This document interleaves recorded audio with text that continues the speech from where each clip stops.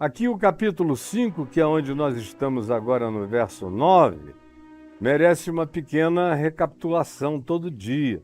Jesus na Galileia, numa das montanhas suaves do lugar, os discípulos se aproximam, as multidões vêm chegando e ele começa a ensinar o caminho da prosperidade. É o primeiro tema, é o primeiro assunto que Jesus escolhe para com ele começar a sua didática, tem a ver com felicidade, com os macários, com os felizes, os bem-aventurados, que na realidade é o significado da verdadeira prosperidade. Jesus quer saber dos discípulos e das multidões se eles já entenderam quem é de fato o ser humano próspero. O que é prosperidade do ponto de vista de Jesus? Aí ele diz que o próspero, e ele os ensina, porque isso é algo que pode ser ensinado, e não apenas para ser apreendido com o cérebro, nem de modo acadêmico, nem apenas de modo a ser decorado, mas de modo a ser introjetado para ser praticado, vivido, para dar fruto e produzir as transformações que o Evangelho propõe. Então ele começa dizendo: ninguém será feliz se não for humilde. E humilde no sentido de ser ensinável, esse é o significado. Como você sabe, eu já repeti milhares de vezes, gente que tem humus, de onde vem a palavra humildade, umidade e humus, vêm todos da mesma raiz que afirma o elemento de fertilização da semente. O humilde de espírito é esse indivíduo em cujo coração a sabedoria cresce, o evangelho se dilata, a fé aumenta e se aprofunda, a consciência fica forte e se enrijece, a perseverança se define como característica essencial do nosso caráter. Isso acontece se eu for humilde, se eu for ensinável do primeiro dia da minha vida ao último dia da minha vida. É por isso que eu tenho muito medo de gente formada. O cara que se diz, eu sou formado nisso, eu sou pós nisso em geral, botou um teto na cabeça. E se chega alguém que não diga exatamente as coisas conforme ele as aprendeu, ele as despreza porque não faz parte da sua linha original de pedagogia e de aprendizado. E nem percebe que ele tem um teto na cabeça e que ele ficará condicionado aos mestres que ele teve, que estão longe de poderem trazer a ele qualquer coisa que signifique completude. Eu vou falar hoje bastante de completude, de complementação. Mas humilde de espírito é esse indivíduo aberto eternamente. É essa pessoa que não se fecha nunca, que está sempre aprendendo com a criança, com o simples, com o pobre, com o mestre, com o ignorante sincero e espontâneo, com a observação da vida, com um olhar que nutre uma certa ciência de apreciação nos fenômenos da existência e que olha e aprende até com quem não concorda, até de quem discorda. Há muita sabedoria para o sábio, para o humilde, no que diz respeito a aprender coisas a partir das discordâncias, do erro dos outros. A gente pode aprender muito com o equívoco alheio quando o nosso coração é humilde. E ao invés de hostilizar o indivíduo, a gente tem compaixão, e com a compaixão tem uma observação de natureza crítica favorável a uma interpretação que não nos deixe cair no mesmo engano, engodo, ilusão ou miragem, que é para a gente saber em que direção a gente está indo. Então ninguém começa a ser feliz na vida sem humildade. O cara pode ganhar todo o dinheiro do mundo, pode ter mais grana e poder do que muitos Elon Musks e muitos outros bilionários da Terra, mas a verdadeira felicidade que você vê no coração do pobre do Elon Musk, que não habita. De vez em quando eu vejo algum vídeo dele falando da tristeza dele, de sentimentos depressivos que tomam conta, de como a vida, muitas vezes para ele não faz nenhum sentido. O que dá a impressão é que ele fica se distraindo com todos esses brinquedos majestosos e interespaciais, intergalácticos, ou com as descobertas do nível Tesla aqui na Terra, porque pessoalmente o coração anda oco. Porque o único indivíduo realmente que nunca para de ser feliz é aquele que nunca para de aprender, de se quebrantar, de ter ouvidos, olhos e percepção. Tendo olhos, vê, tendo ouvidos, ouve, tendo coração, discerne. Esse é o primeiro passo para ser feliz. O segundo, Jesus diz, é solidariedade, é ser capaz de se importar com o que está acontecendo na vida do próximo, da mulher, dos filhos, dos parentes, dos vizinhos, dos próximos e dos distantes, da sociedade, do mundo. Por mais que isso faça chorar, ou por mais que isso traga dor, eventualmente, mas essa é a felicidade paradoxal da dor solidária.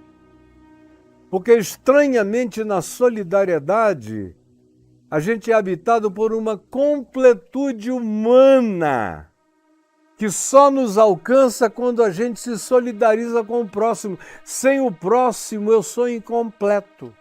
Sem o próximo e sem solidariedade por ele, nada me preenche completamente, nem Deus. Porque Deus decidiu que a plenitude dele em mim passa pela minha capacidade de amor, de solidariedade, de proximidade e de interesse pela existência do meu próximo, seja ele quem seja, em qualquer lugar. Próximo fisicamente ou muito distante, tanto faz. Mas esse é o segundo passo da prosperidade. Quem não bota o pé nesse chão de emoção educada, de sentimento salvo do narcisismo egótico, jamais será feliz na vida e também jamais será uma pessoa humilde. Terceiro passo é esse do autocontrole, de não se largar e se entregar ao egoísmo predatório, à vingança, à raiva, à explosão, à briga, à ira, à gritaria, ao encaramento, a dizer que dá um boi para não entrar na briga e uma boiada para não sair dessa. Esse é um idiota infeliz que o será para sempre. Para sempre. Porque não aprendeu a prosperidade de ser alguém que se controla, como diz o livro de Provérbios, de que adianta um ser humano controlar uma cidade poderosa, cheia de homens valentes, se ele não tem controle sobre seu coração, seus pensamentos, suas emoções, seus sentimentos, seu caráter, suas atitudes e seu comportamento. De que adianta? Vale de quê? Ele é o principal escravo, é escravo de si mesmo. E vive para cumprir os caprichos do seu egocentrismo, que são todos contra a natureza da verdadeira felicidade ensinada segundo e conforme Jesus. Esse é o manso, é o que se controla. A palavra designa isso. É como um cavalo poderoso, puro sangue, mas que está sob rédeas de domínio pessoal. Isso é ser feliz. Quem não aprende esse tipo de poder jamais terá qualquer outro poder e pode ter o poder que consiga regimentar, mas se ele não se autocontrolar, ele será sempre um escravo dos caprichos determinados. Aí Jesus diz, outro sinal, outra marca, outro degrau dessa felicidade espiritual dos macários, dos felizes segundo Deus, é esse espírito de desejar para o próximo o que de melhor puder a ele acontecer, que é aquilo que eu quero que me visite. O que quereis que aconteça a vós outros, seja isso que vós deveis querer que aconteça a todo outro próximo. Você quer comer? Queira para o próximo. Você quer beber? Queira para o próximo. Você quer telhado? Deseja o mesmo para o próximo. Você gosta de equidade? Pretenda a mesma coisa para o seu próximo. Você ama a justiça? Então que a justiça que você ama para você seja a mesma que você queira ver alcançando o seu próximo. E eu expliquei aqui os níveis diferentes de justiça e disse a você que Jesus está falando aqui não da justiça do legalismo, do justicialismo, nem tampouco dos cumprimentos constitucionais, nem tampouco dos códigos morais. Ele está ensinando a ética do reino de Deus, que é uma justiça que ele disse que excede em muito a dos escribas, a dos fariseus, a de Moisés, a de Hammurabi, a de qualquer legislação, de qualquer povo da terra. A justiça do reino de Deus trabalha com categorias que não são do justicismo, do olho por olho, dente por dente, nem do toma lá da cá. Isso aí é a justiça do mundo, é justiça terrena, animal e demoníaca. Às vezes eu preciso recorrer a ela quando se trata de uma relação institucional, quando se trata de uma demanda, seja ela em meu favor contra uma instituição, uma empresa, ou Estado, ou alguma coisa assim, mas quando diz respeito a pessoa a pessoa, pessoalmente, como diz a minha mulher, eu, Caio Fábio, nunca recorri a nenhuma justiça em meu favor pessoal, nunca. Eu sempre preferi tratar como Paulo diz em 1 Coríntios 6. Nunca levei ninguém a juízo e morrerei sem levar. E entrego tudo a Deus. E vivo numa alegria enorme de crer que pratico a justiça do reino de Deus, que excede a justiça dos seres mais justicistas e legalistas que já apareceram na face da terra.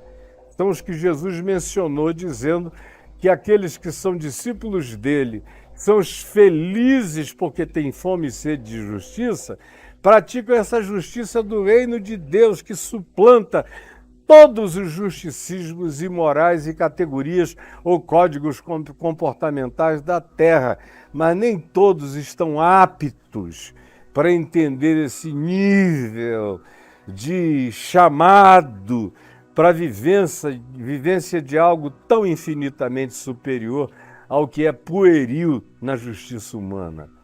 Aí o verso 7 fala de um outro passo sem o qual ninguém é feliz, que é a misericórdia, que eu expliquei aqui para você, que é ter coração para a miséria humana, para a dor humana, para o fracasso humano, para a fraqueza humana, para a impotência humana. Quem tem esse tipo de olhar, de coração, de disponibilidade, de atitude, de postura, esse carrega um tesouro de graça e de misericórdia creditado em favor dele. Aí vem os limpos de coração sobre os quais eu falei no nosso último encontro. E creio que, como foi o último, está bem recente ainda na mente de vocês, sem falar que está tudo gravado aí no YouTube, para você consultar essas múltiplas dimensões e como a gente educa. Ninguém nasce pronto. Como a gente educa o pensamento, como a gente educa os sentimentos, como a gente aprende a educar as emoções, como a gente aprende a controlar e a colocar sobre parâmetros de realidade as falsas impressões. E como a gente, tendo um coração limpo, não anda fazendo projeções de juízo maligno sobre o próximo, que é de onde vem a maior sujeira da gente, vem da nossa própria interpretação do próximo em relação a quem a gente projeta o pior de nós. Como Jesus disse em Marcos 7, é do nosso coração que procedem os maus desígnios, de modo que os meus olhos, o meu coração, o meu ser é tão sujo quanto sejam as concepções, elaborações e projeções dos meus olhares, dos meus pensamentos, sentimentos, atitudes e comportamentos. Ninguém é feliz se não entender isso e se não andar no caminho da limpeza, dessa higiene do espírito, da mente. E é possível. É possível não porque eu li um livro de alguém que disse, eu consegui. Eu convivi com uma quantidade significativa de gente que viveu uma vida limpa de coração. Limpa de coração e que foi aprendendo a educar os pensamentos. Foi a principal lição do meu pai para mim, quando ele me perguntou qual vai ser a sua pior dificuldade. No meu primeiro dia de fé, eu me converti no dia 18 de julho de 73. No dia 19, nós dois, na varanda da nossa casa, ele me perguntou qual vai ser a sua maior dificuldade. É o quê? É cannabis sativa, é ayahuasca, é cogumelo, é metanfetamina. Eu falei, não, pai, isso aí é bobagem que nunca teve poder sobre mim, por mais que eu tenha usado, e nem terá. Para isso, o senhor nem precisa se preocupar. Meu maior problema tem a ver com aquilo que ocupa a minha mente, emoção, sentimentos, e que faz parte da pior fragilização do meu caráter, que é o desejo lascivo pelas mulheres lindas e maravilhosas que atravessam com grande generosidade de abertura na minha direção. E sobre isso eu não sei o que fazer. E meu pai me disse, eu vou te ensinar. Porque eu já fui assim um dia e deixei de ser. E hoje em dia eu não tenho mais mente para lascívia, não tenho mais mente para as elaborações luxurientas, não tenho mais mente para tudo isso, porque eu fui aprendendo, e eu quero te dizer, meu filho, isso fica sob o estrado dos nossos pés quando a gente aprende. E me ensinou, e eu já falei para você aqui o que ele me ensinou. Se você chegou aqui hoje pela primeira vez de paraquedas, vá lá no YouTube e veja a última mensagem sobre os limpos de coração e aprenda para você. Hoje a gente chegou no verso 9, onde ele diz, espiritualmente felizes, bem-aventurados, macários, os pacificadores.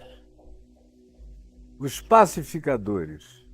E a palavra hebraica, que não é o caso aqui, que define paz, que todo mundo sabe, é a palavra shalom.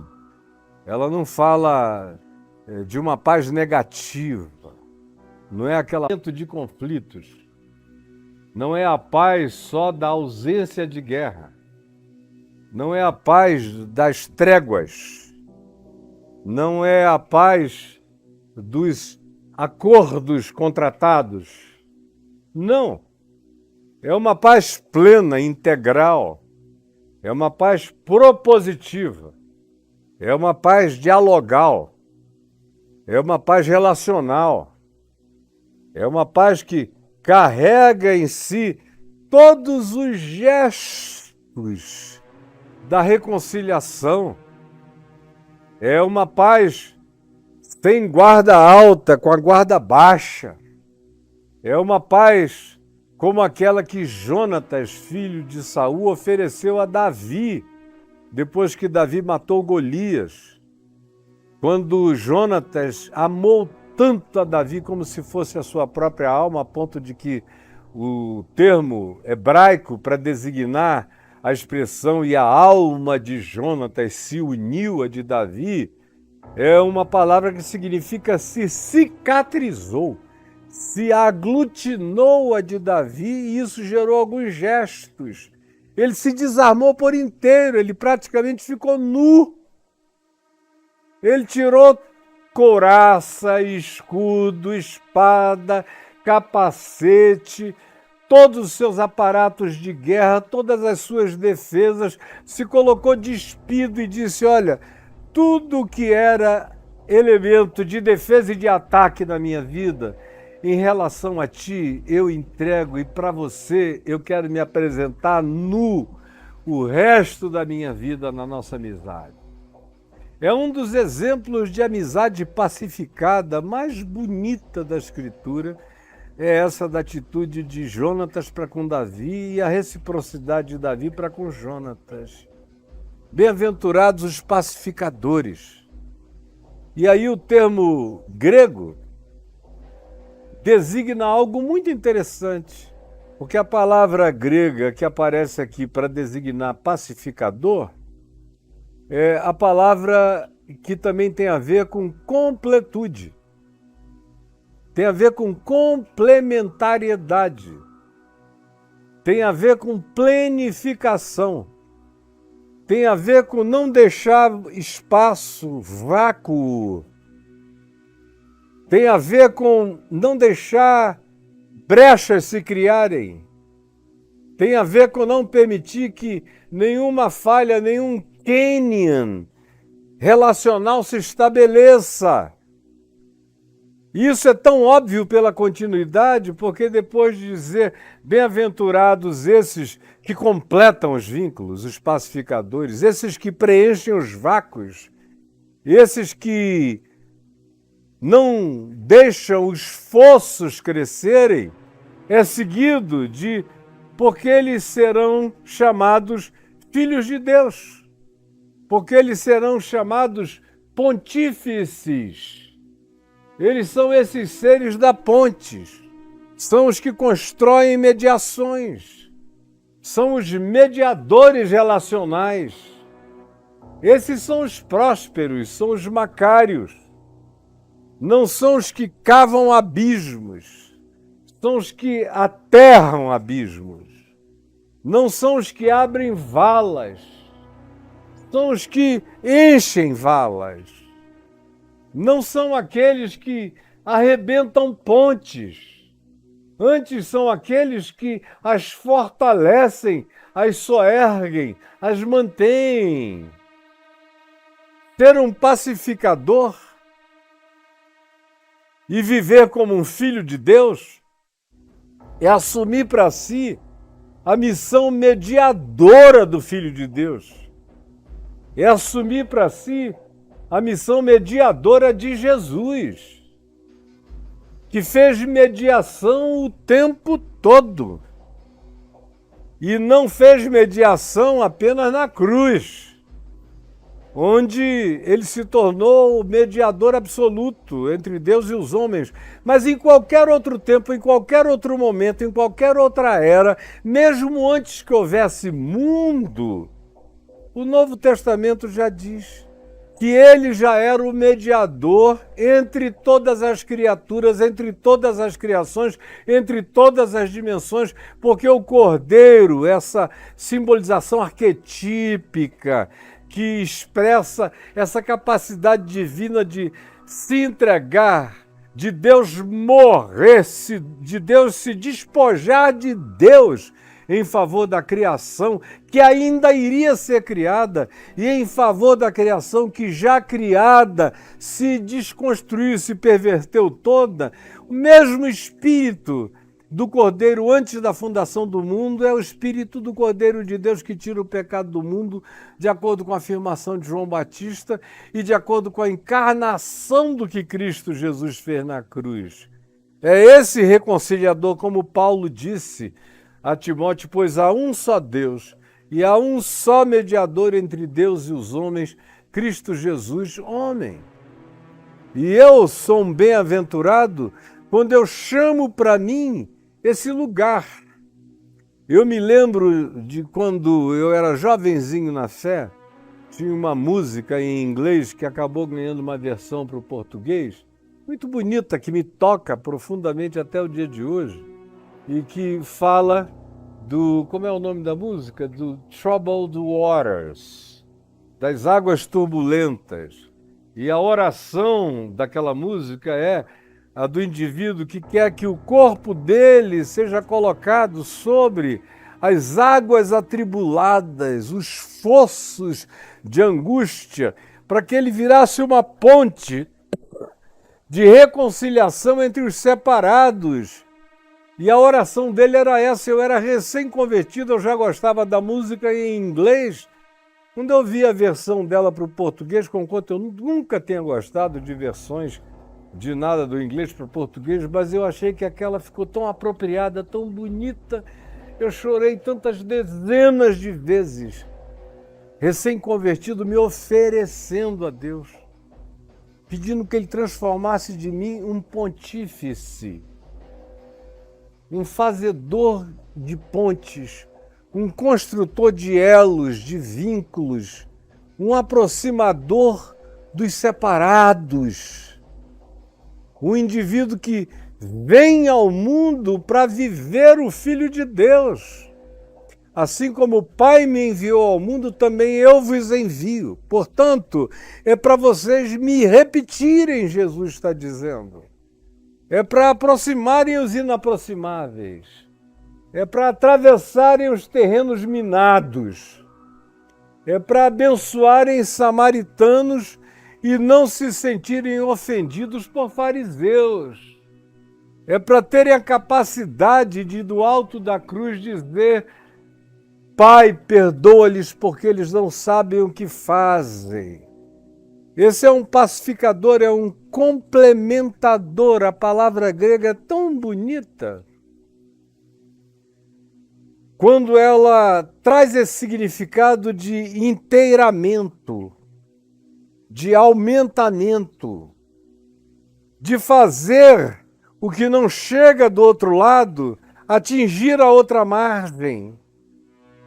E aonde o próprio indivíduo se faz de plataforma de possibilidade de reconciliação, para que as pessoas andem por sobre ele, cheguem na margem do abraço, do reencontro, da reconciliação. Jesus diz que se você quiser ser feliz, você vai ter que aprender isso, então não tem jeito. Não dá para ser feliz alimentando ódio, alimentando ira, nutrindo antipatia. Eu gosto de quase todo mundo, mas tem 2, 3 pessoas que eu detesto. E é um direito meu detestar essas pessoas, não gostar delas, me fechar para elas. E pobre de você, porque você nunca vai encontrar uma felicidade plena do ponto de vista espiritual. Você só vai se dar bem com aquelas pessoas que tratam você bem. Mas você nunca vai amadurecer para ser uma pessoa maior do que o antagonismo, do que o adversário, do que o inimigo, do que o Satanás humano que se contrapõe a mim, do que os diabolos humanos que querem dividir a minha vida, a minha causa, as minhas coisas, que são contra mim. Porque eu nunca, se não aprender a ser um pacificador segundo Cristo, um reconciliador de natureza messianicamente fraterna, conforme Jesus, conforme o Filho de Deus, eu serei amigo apenas dos que me tratam bem, como Jesus disse, até os gentios, até os pagãos. Qualquer idiota consegue isso. Mas eu estou chamando vocês para uma dimensão superior. Eu estou chamando vocês para amarem os inimigos e orarem por aqueles que vos perseguem. Só esses que adquirem essa consciência e a determinação dessa prática e a ambição pela conquista desse tesouro e o desejo tenaz por essa prosperidade espiritual que ninguém rouba de nós quando ela se transforma numa herança de alegria pacificada no nosso coração, só aí, só então, é que eu me torno um Macários, um filho de Deus. Alguém que no meio das confusões da vida, quando aparece um bocado de gente, diz, graças a Deus ele chegou. Eu tenho tido essa alegria, eu digo isso com temor e tremor, na presença do meu Deus, na presença de principados, potestades, de Satanás, do diabo, dos homens, dos que me odeiam, de quem quer que seja, apareça. Quero dizer e vou repetir com toda a coragem, eu sei que tenho sido um pacificador nesses 50 anos da minha vida, aproximando casais que tinham que ter se separados há décadas atrás, estão juntos até hoje. Filhos que odiavam os pais e os perdoaram. Pais indiferentes para com os filhos que passaram a agasalhá-los.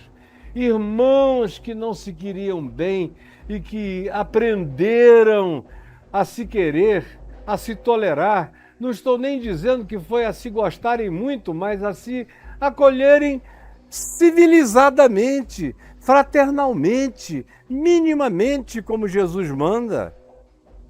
E isso é tão maravilhoso quando você se torna uma pessoa assim. E quando você se torna uma pessoa assim, você chega nos lugares do conflito, todo mundo diz, graças a Deus, ele chegou. Como eu já ouvi tantas vezes, eu dou glória a Jesus, eu não guardo nada porque eu não tenho nada disso veio de mim. Antes de eu encontrar Jesus, eu era boa, era de briga. Era de não levar desaforo para fora. Era de pisar em cima. E era de não estar nem aí. Foi Jesus que fez tudo isso em mim. Então isso tudo vem dele, do Espírito dele, por isso eu dou toda a glória a ele, não tenho medo de declarar que foi isso que ele fez em mim. Faz parte do fruto da graça dele na minha vida e ele deseja que seja parte do fruto dele na vida de todos nós. Na sua vida, na sua vida, na sua vida, na vida de todos nós. Sermos verdadeiros filhos de Deus. Quando a gente aparece, o cara diz, obrigado, Senhor, ele chegou, aleluia, ela chegou. Quando uma pessoa assim chega, a paz tem uma chance. A reconciliação tem sua oportunidade. E interessante é que a palavra grega usada para pacificador é a palavra que tem a ver com completude, com complementação, com agregamento de planificação necessária.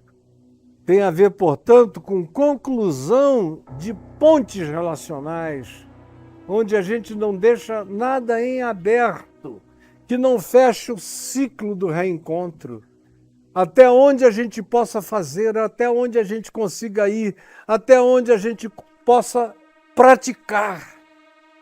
É isso que precisa ser praticado, isso é ser um pacificador. Isso não tem a ver apenas com aproximar crentes. Pelo amor de Deus, aproximar crentes dá até vergonha, como Paulo diz em 1 Coríntios, no capítulo 6. Quando ele disse, é uma vergonha para vocês.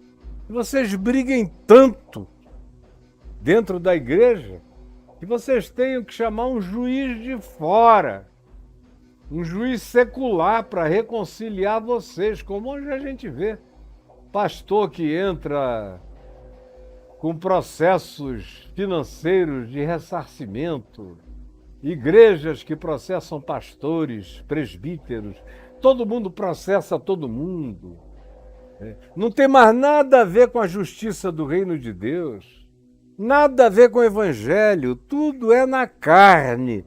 tudo é no olho por olho, no dente por dente, tudo é no escreveu, não leu, o pau comeu.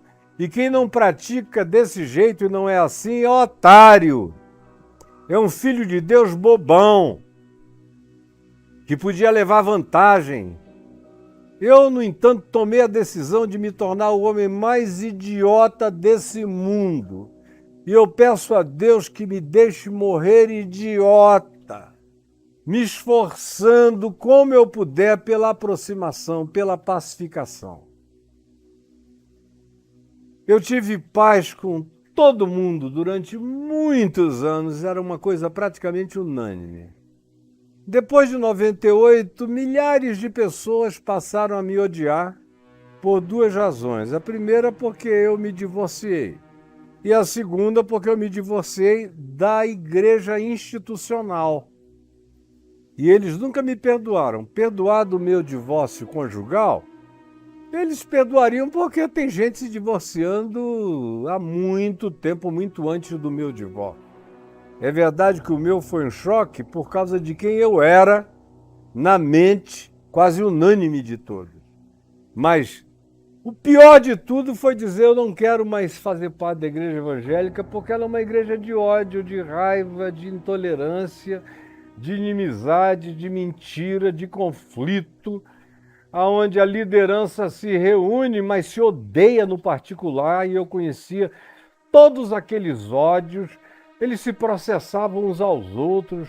Eu era chamado e fui chamado mais de uma vez para resolver pendengas envolvendo milhões entre colegas de ministério que se separavam e queriam levar as coisas até as últimas consequências. Alguns colocavam até pessoas contratadas para dar surra nos outros.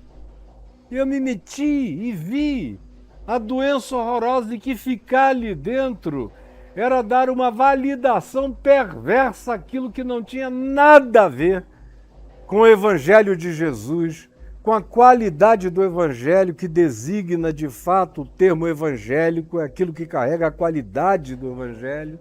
Não tinha nada a ver com Jesus. Ficar ali dentro era fazer validação de conteúdos satânicos e não do Evangelho. E eu disse não. Para ser evangélico, segundo Jesus, eu vou precisar deixar de ser evangélico segundo os evangélicos, que se tornaram seres inominavelmente horrorosos. Agora, eles ficam me acusando de muita coisa, mas eles sabem que eu sou mais crente no meu coração do que a soma de muitos deles, todos juntos.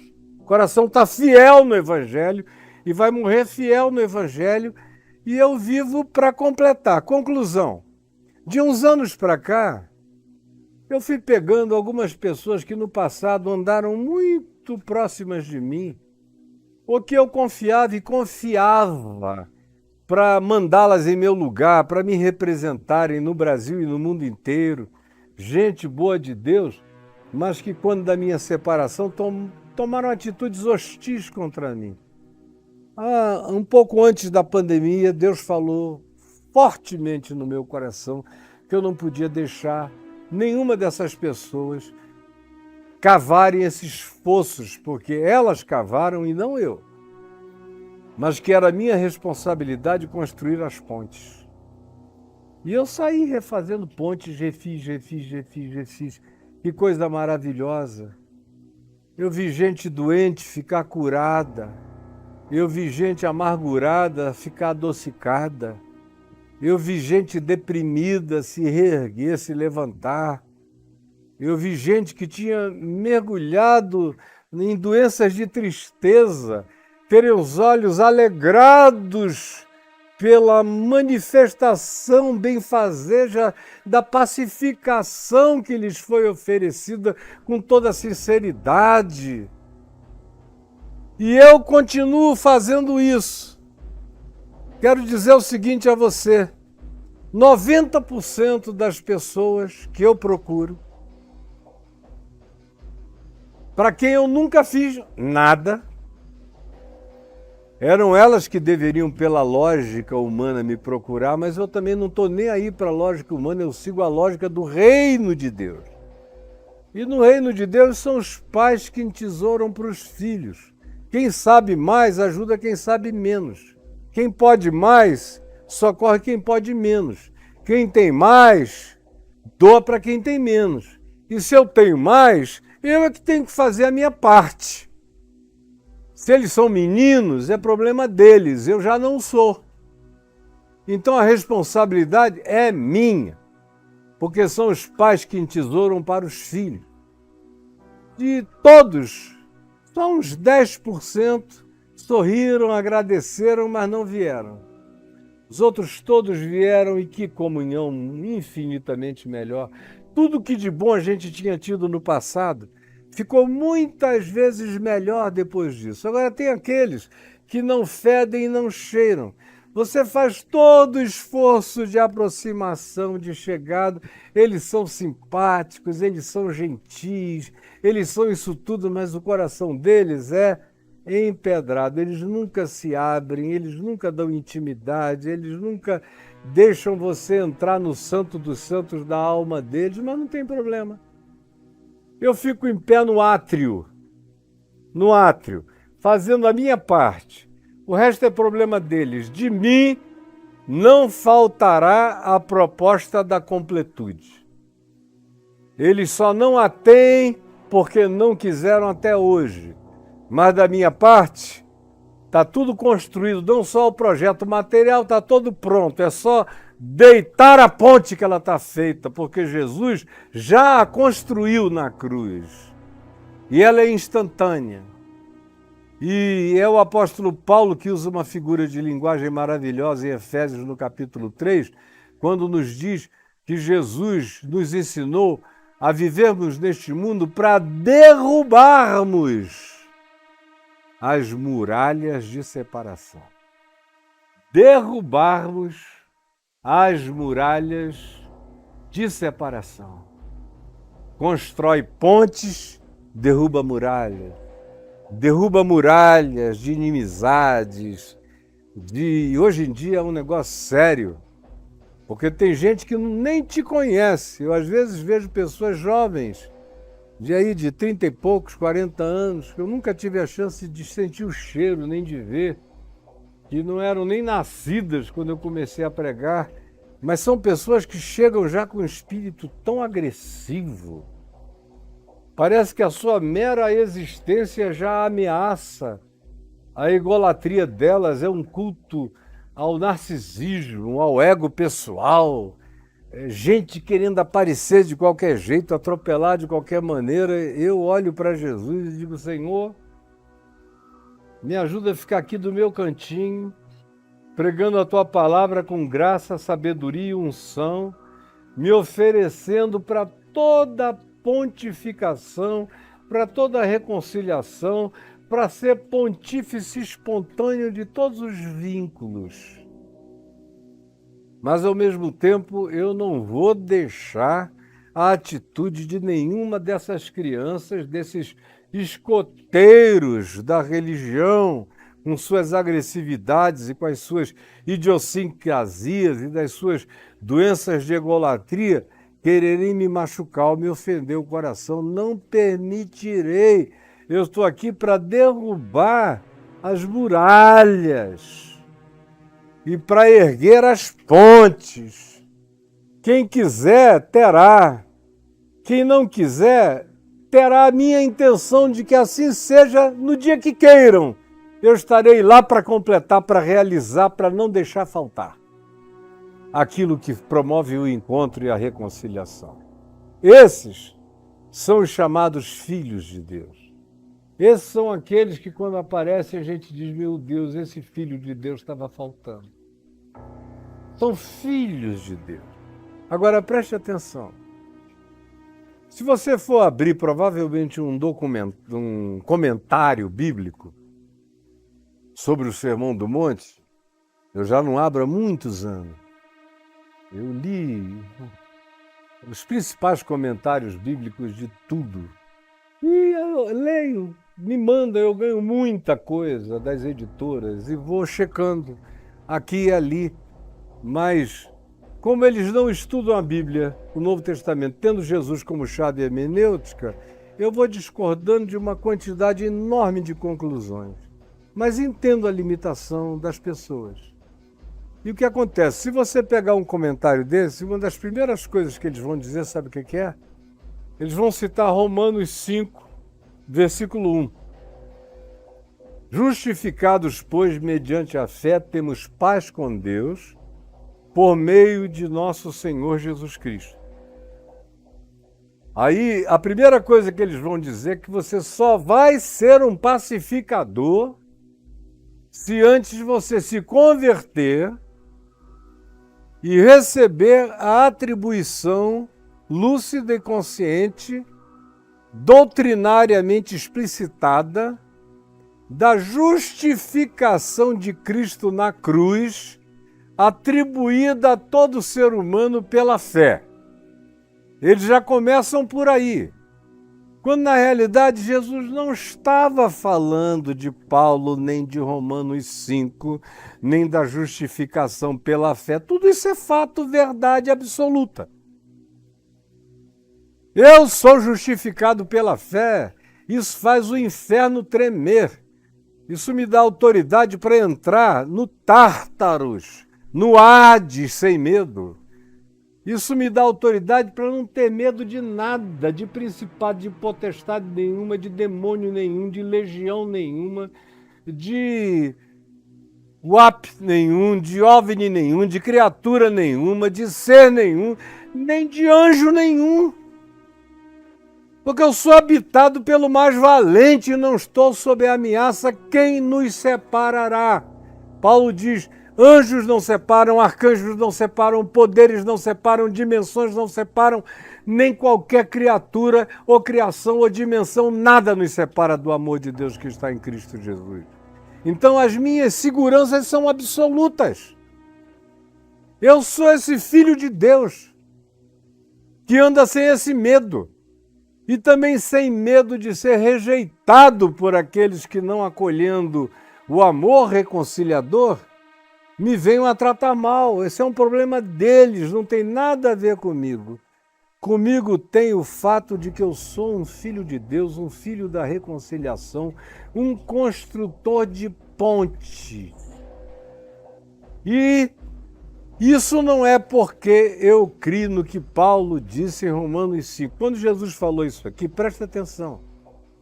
Ele falou isso aos discípulos dele. Nenhum discípulo de Jesus, àquela altura do campeonato, lá na Galileia, sabia nada ainda sobre justificação pela fé.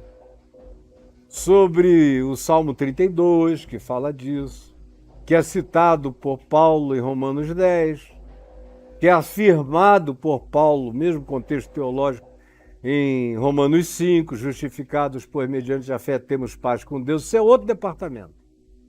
Aqui ele está falando para o Pedro da Galileia, que não tinha elaboração teológica nenhuma, para os apóstolos, para o coletor de impostos Mateus, Levi, gente que não sabia nada de quase coisa nenhuma, que estava só olhando perplexa para Jesus. E para as outras multidões que sabiam menos ainda. Então não leve isso para Paulo nem para Romanos 5, porque isso começa no lugar mais básico da existência. Isso aqui, se for praticado por um hindu, vai dar bem-aventurança a ele. Ele será um filho de Deus. Se ele for um budista cheio de reconciliação, ele será chamado filho de Deus. Se ele for um maoísta, cheio desse espírito de reconciliação, ele será chamado um filho de Deus. Se ele for um agnóstico, que se esforça por ver as pessoas em paz, se perdoando e se reconciliando, sem que ele próprio tenha uma explicação para isso, ele será considerado e chamado um filho de Deus. Isso aqui não tem nada a ver com o cristianismo, Não tem nada a ver com ter aprendido a doutrina da justificação pela fé, segundo Paulo ou Pedro ou qualquer apóstolo. Isso tem a ver com a atitude humana mais básica, mais visceral, mais universal e que está presente e espalhada na terra inteira. E o mundo só não entrou numa situação absolutamente catastrófica, porque apesar do cristianismo e apesar dos cristãos, está cheio de filhos da reconciliação, filhos construtores de ponte, filhos sumo pontífices fraternos, relacionais, mediadores de natureza política, ideológica, social, econômica, gente agnóstica, gente ateia, gente religiosa, gente que nem pensa no assunto, mas gente que não sabe viver sem paz e sem pacificação. Esses, você querendo, você não querendo, você gostando, você não gostando, você me chamando de herege ou não, Jesus estava falando dessa gente. E não apenas dos que vieram depois de Romanos 5, ou de uma elaboração teológica que é verdadeira, da justificação pela fé, mas que é algo que precisa chegar como doutrinação a alguém. Jesus está falando aqui de algo que podia estar presente no coração de alguém que não soubesse nada, mas tivesse essa determinação de dizer: no meu mundo, no ambiente do meu casamento, da minha casa, dos meus filhos, da minha parentela, na minha aldeia, na minha vila, nos meus relacionamentos, na congregação das minhas amizades, ou até entre aqueles que me são inimigos, eu farei o possível para que entre mim e eles não sejam escavados poços, nem sejam erguidos muros de separação, de nenhuma natureza. E esses, seja dentro do cristianismo, fora do cristianismo, seja em qualquer lugar do mundo, sejam em ilhas nunca visitadas, sejam em tribos indígenas jamais alcançadas. Aqueles que isso praticam e que assim são, e que carregam essa alegria de ambição espiritual, e não se equivoque, tem gente que nunca ouviu falar no nome Jesus, mas que carrega isso no coração muito melhor do que você, que ficou aí enrolado nos novelos das doutrinações e perdeu a paz e o amor, a alegria e o espírito de graça e reconciliação. Tem muitos que nunca souberam de nada, mas que praticam isso com uma graça que os anjos aplaudem, que os principados e potestades dizem, como Jesus disse do centurião romano: em verdade eu vos digo que em todo Israel, ou em toda a igreja, ou no meio de todos os que se dizem cristãos ou qualquer coisa, eu nunca achei uma fé como essa. Ou são esses que, não tendo doutrinação nenhuma, como a mulher Ciro-Fenícia, lá de Marcos 8, para quem Jesus, no fim de tudo, diz: ó mulher, ela era lá, ela veio da região Ciro-Fenícia, era uma pagã, sabia coisa nenhuma, só sabia que tinha uma filha possessa, endemoninhada e que estava sofrendo muito, e creu que Jesus podia ser a solução, e implorou, e de tal modo foi a convicção de fé dela, que deixou Deus em Cristo em estado boquiaberto e perplexo, a ponto de Jesus dizer: ó mulher, grande a tua fé, seja feito contigo conforme tu queres. Então não fique aí se jaquitando de que você é isso ou aquilo. A única coisa que importa é se você constrói pontes, ou se você cava fossos, se a sua chegada reconcilia ou separa, se quando você se aproxima, os homens e mulheres de boa vontade que infelizmente não são muitos, mas existem, ao verem a sua aproximação, ao lerem a frequência do seu espírito, a vibração da sua natureza espiritual e o brilho da luz dos teus olhos, dizem: graças a Deus, esse Filho de Deus está chegando. E isso é reconhecido, como eu tenho testemunho para dar, no mundo árabe, de pessoas que nem sabem que eu sou cristão, nos países mais diferentes da Terra, onde ninguém sabe quem eu sou. Mas você troca 5 minutos de uma palavra com alguém, uma conversa amena, logo a pessoa está virando para você e diz: tem uma coisa diferente em você que eu sinto em mim, que emana de você para mim, e emana mesmo, vibra mesmo. E se do outro lado tem um filho da paz, como Jesus diz em Lucas 10, a nossa paz vai sobre ele e ele a percebe. Ele lê a vibração do teu coração, ele se identifica com você como irmão, mesmo que não tenha nenhum ponto de contato doutrinário ou informativo entre vocês. É espiritual esse vínculo, está para além das lógicas verbais ou das construções de qualquer natureza de comunicação que a gente possa chamar de ensinável ou codificável. Tem a ver muito mais com aquilo que espíritos leem sobre outros espíritos. Tem muito mais a ver com discernimento do ser do outro do que com qualquer outra coisa. E você? Me diga de você, já são 4h10 aqui, eu já falei 10 minutos a mais.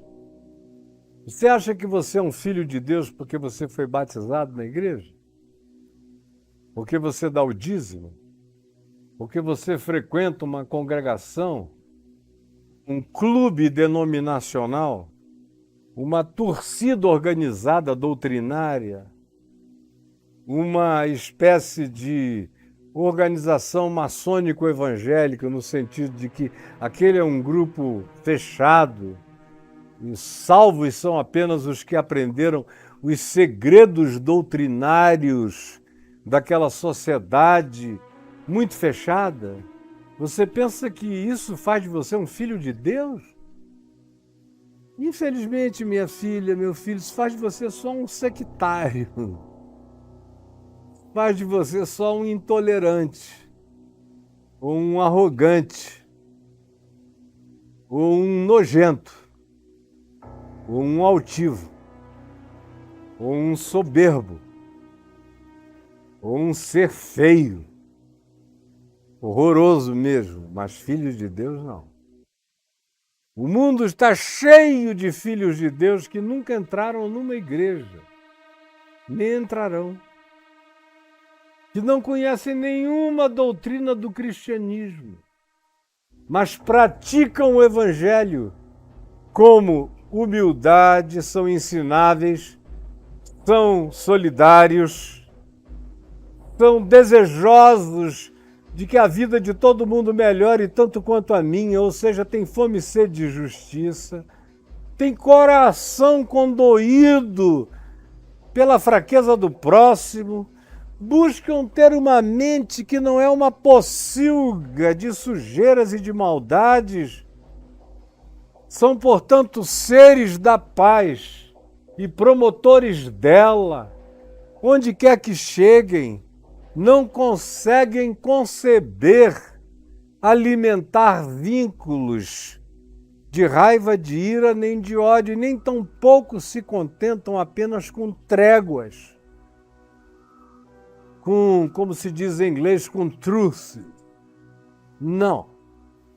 Eles querem ver reconciliação, eles querem ver as guardas baixas, eles querem ver as metralhadores receberem flores nos seus canos, eles querem ver o cumprimento da profecia de Isaías, querem ver os instrumentos de guerra sendo transformados em arados para se plantar os melhores frutos da vida para todo mundo se alimentar como irmãos.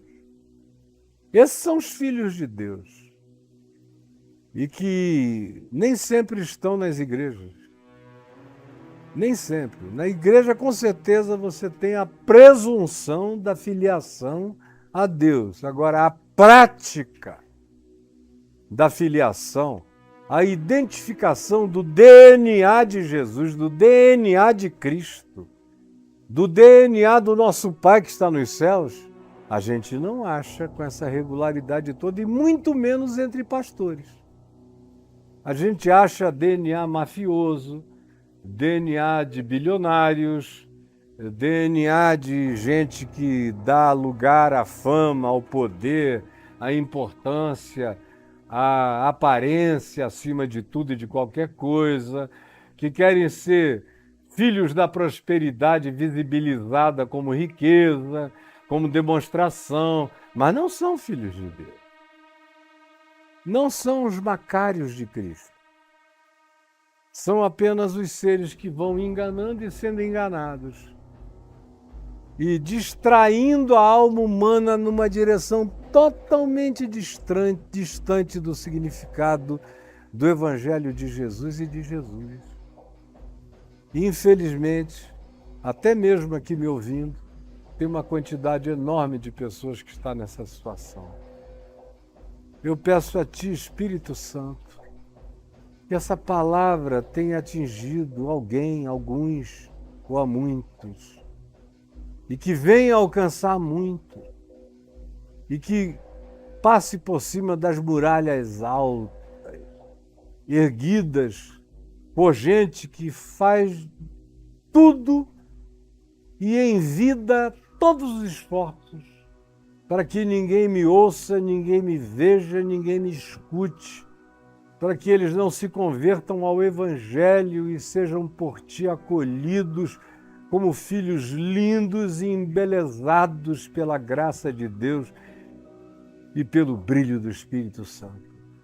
Por favor, vence os obstáculos, que o Espírito penetre mesmo nos corações mais hermeticamente fechados e que o poder do dunamis do Espírito, a explosão da dinamite celestial, imploda as muralhas de dentro para fora e a graça invada os corações. É o que eu te peço agora, em nome de Jesus.